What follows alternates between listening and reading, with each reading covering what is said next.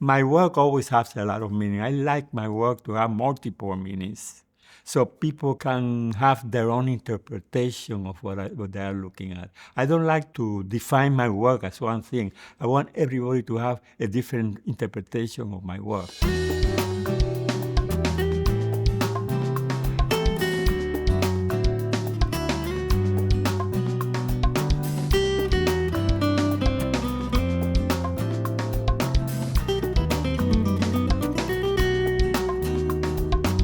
My name is Jorge Rodríguez, and I'm an artist, professor, working in art for more than 60 years. I was born in San Juan, Puerto Rico. I came to New York City in 1963. I'm a multimedia artist, so I do videos, I do photography, I do sculptures, I do paintings, I do graphic art. I'm mostly famous for my still work. People have told me that I use steel like, I cut like butter. I cut steel like butter, like cutting butter. Orisha Santos is an anthropological installation. I did the investigation first for a year.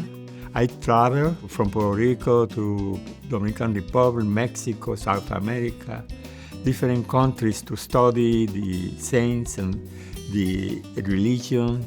The religion is used in Mexico, in Brazil. The deity changed, the icons, the iconography changed. So I decided to do the Caribbean iconography of the religion. But I transferred that into my art. My spiritual work became my art. The first installation of Orisha Santos was done in the Museum of Contemporary Hispanic Art. I did the installation in 1985, 41 years ago. I came to the museum and proposed this installation, and I brought an Afro-American initiator of the religion with me that was a friend of mine, and together we created the installation. I was in charge of creating the icons, the 7 African powers. My friend was in charge of doing the Yoruba background of the installation, the walls, the floors, the candles, the ceiling, the clothing hanging down. So he took care of the Yoruba side of the religion. I took care of the Catholic side of the religion. And I made it as Catholic as possible to create a contrast between the African and the Catholicism.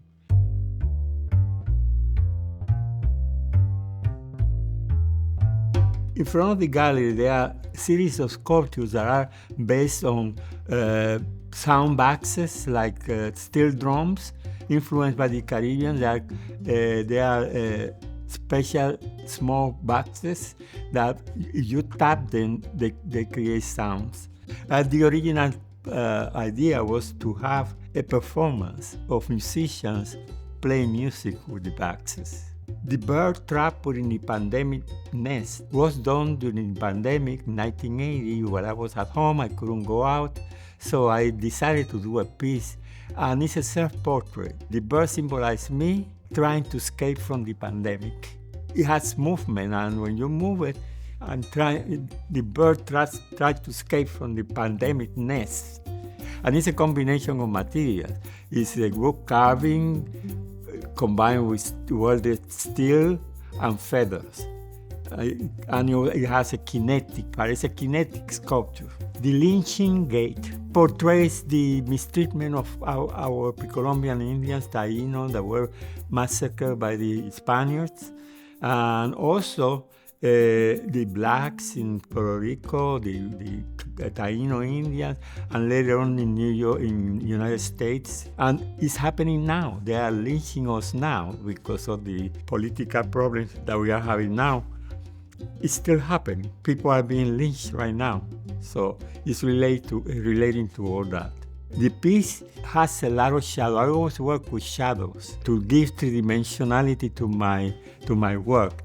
When you look at the piece, you see the eye of God. You have the lynching happening in front of the sculpture, but then when you look at the reflections, it looks like the eye of God is crying, and you see the tears coming down the eye of Christ. He's so sorry that it's happening to us, so God is looking at this massacre and he cannot believe it, and it's crying. It portrays the eye of God. I wanted to do work that will trap the viewer, that they cannot leave right away, that they have to analyze it.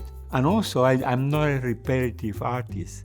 I get bored with my work, so I change, or I'm constantly changing. I'm jumping from one thing to the other.